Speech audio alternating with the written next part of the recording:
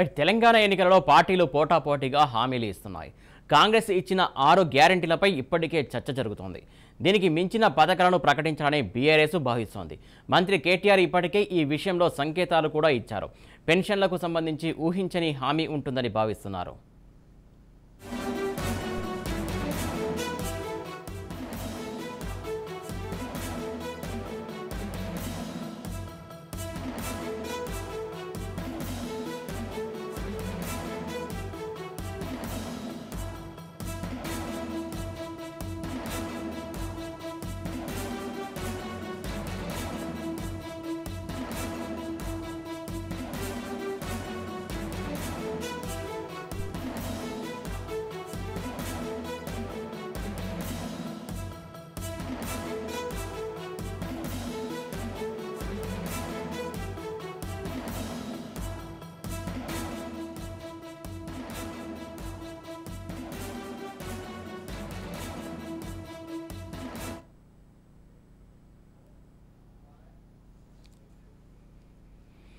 తెలంగాణ ఎన్నికలలో పార్టీలు పోటాపోటీగా హామీలు ఇస్తున్నాయి. కాంగ్రెస్ ఇచ్చిన 6 గ్యారెంటీలపై ఇప్పటికే చర్చ జరుగుతోంది. దీనికి మించినటువంటి పథకాలను ప్రకటించాలని బీఆర్ఎస్ భావిస్తున్నట్లు తెలుస్తోంది.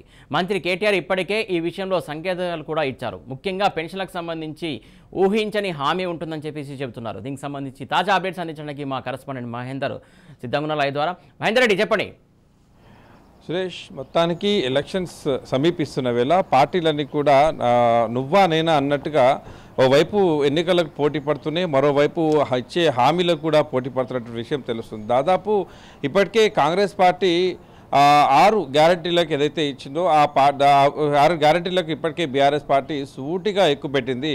మరి అలాగే బీజేపీ కూడా అనేక హామీలు ఇచ్చింది. దాని తగ్గట్టుగా బీఆర్ఎస్ పార్టీ దాని తగ్గట్టుగా కూడా పూర్తిగా దాన్ని ఖండించింది. మరోపక్క బీఆర్ఎస్ పార్టీ ఇప్పుడు ముందుగా టికెట్లు ప్రకటించడం, తర్వాత వారంతా ఎలక్షన్లోకి వెళ్ళడం, ఇప్పుడు ఆ ఓటర్లు అయితే ఇప్పుడు ఇచ్చినటువంటి అభ్యర్థుల గెలుపునే లక్ష్యంగా పూర్తిగా కాళ్లకు చక్రాలు కట్టుకునే తిరుగుతున్నట్టుగా దాదాపు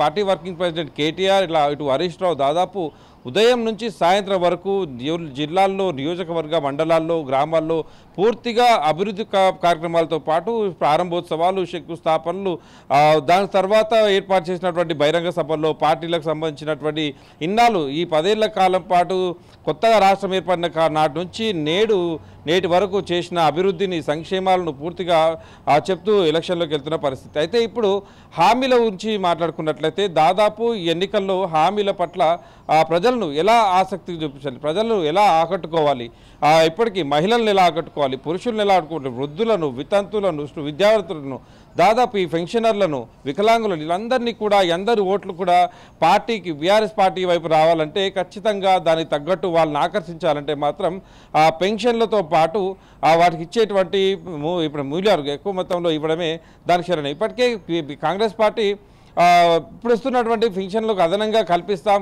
2000 పెన్షన్కు 4000కి ఇస్తామని చెప్పిన నేపథ్యంలో మరి బీఆర్ఎస్ పార్టీ ఎలా సాధ్యమవుతుంది, మీరు ఎక్కడి నుంచి ఇస్తారు అనే దానికి అది కూడా చెప్పాలి అన్నట్టుగా చెప్పిన నేపథ్యం. అయితే బీఆర్ఎస్ పార్టీ కూడా ఇప్పుడు మహిళలకు దాదాపు ఒక గుడ్ న్యూస్ చెప్పబోతున్నాం అన్నట్టుగా ఇప్పుడు వరంగల్లో ఏర్పాటు చేసినటువంటి బహిరంగ సభలో దాదాపు ఎలక్షన్ ఇది మరో ప్రగతి నివేదన సభ. గతంలో ఎలక్షన్ ముందుకు వెళ్ళేటప్పుడు అయితే హైదరాబాద్ శివారు కొంగర్లో ప్రగతి నివేదన సభ ఏదైతే పెట్టారో అలాంటిదే వరంగల్లో కూడా ప్రగతి నివేదన సభ ఏర్పాటు చేసి దాదాపు ఇంకా సభ పేరు అయితే ఏం పెడతారనేది ఖరారు కాలేదు. బహిరంగ సభ అయితే భారీ ఎత్తున ఏర్పాటు చేసే అవకాశం కనిపిస్తుంది. సో ఈయన ఇక్కడ పార్టీకి ఎవరైతే ఇప్పటి వరకు బీఆర్ఎస్ పార్టీని ఎవరైతే చూసారో దాది కాకుండా ఇప్పుడు వచ్చేటువంటి హామీలు దాదాపు ముఖ్యంగా మహిళలకు ఒక శుభవార్త వినబోతారంటూ దాదాపు ఒక statement party working president KTR ఇచ్చడం జరిగింది. సో మరి ఇచ్చేటువంటి హామీ ఏంటి? ఇప్పటికే అసెంబ్లీలో బీఆర్ఎస్ పార్టీలో అమల పదిలో అనేక అస్త్రాలు ఉన్నాయంటూ ముఖ్యమంత్రి కేసీఆర్ చెప్పిన నేపథ్యం.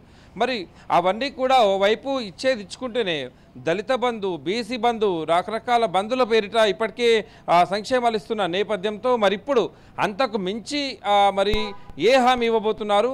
కాంగ్రెస్ పార్టీ కన్నా వాళ్ళు ఇచ్చిన దానికన్నా కూడా బీఆర్ఎస్ పార్టీ వైపు మరోసారి అందరూ కూడా మొగ్గు చూపాలి, బీఆర్ఎస్ వారందరి ఓటర్లను ఆకర్షించాలంటే మరి అంతకు మించి హామీ బీఆర్ఎస్ పార్టీ దగ్గర ఏముంది? ఈ పోటాపోటీ హామీలో దాదాపు ప్రజలు కూడా చూస్తున్నారు. ఒక్కొక్క పార్టీ చేసినటువంటి వ్యవహారాలు, వాళ్ళు ఇస్తున్నటువంటి హామీలు. ఇప్పటికే మేధావులైతే ఇంతలా సంక్షేమ పథకాలంటూ నిధులను ఇష్టానుసారంగా వెచ్చిస్తున్నారని ఒకవైపు మేధావి వర్గం చెప్తున్నాను ఈవేళ.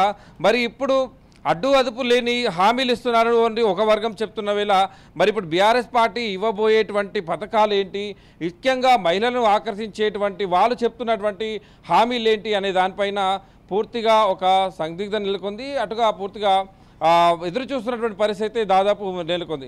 మరి ఆ బీఆర్ఎస్ పార్టీ మహిళా ఓటర్లను పూర్తిగా ఆకర్షించేదానికి ఇప్పటికే మహిళా బిల్లు సాధనలో ముఖ్యంగా బీఆర్ఎస్ పాత్ర, ముఖ్యమంత్రి పాత్ర, ఎమ్మెల్సీ కవిత పాత్ర ఉందన్నట్టు దాదాపు వాళ్ళు ప్రచారం చేసుకుంటున్నారు.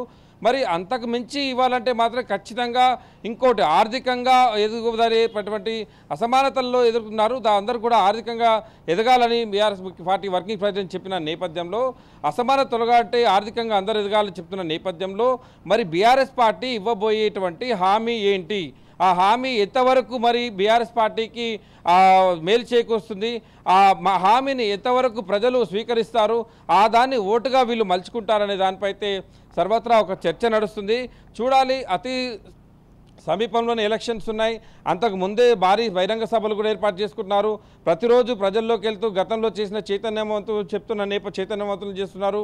మరి ఇప్పుడు కొత్తగా హామీలు ఇస్తబోతున్నాం. కొత్తగా హామీలతో పాటు ఈసారి బీఆర్ఎస్కు హ్యాట్రిక్ నిలవబోతుంది, బంపర్ మెజారిటీ వస్తుంది, మూడోసారి ముఖ్యమంత్రి పీఠం మాదే అన్నట్టుగా చెప్తున్న నేపథ్యంలో మరి ఏంటి బీఆర్ఎస్ పార్టీ అమ్ముల పొదలో ఉన్నటువంటి ఆ అస్త్రాలు ఏమిటి అనే దానిపైన సర్వత్రా చర్చ నడుస్తుంది. Suresh. Right, thank you Mahender.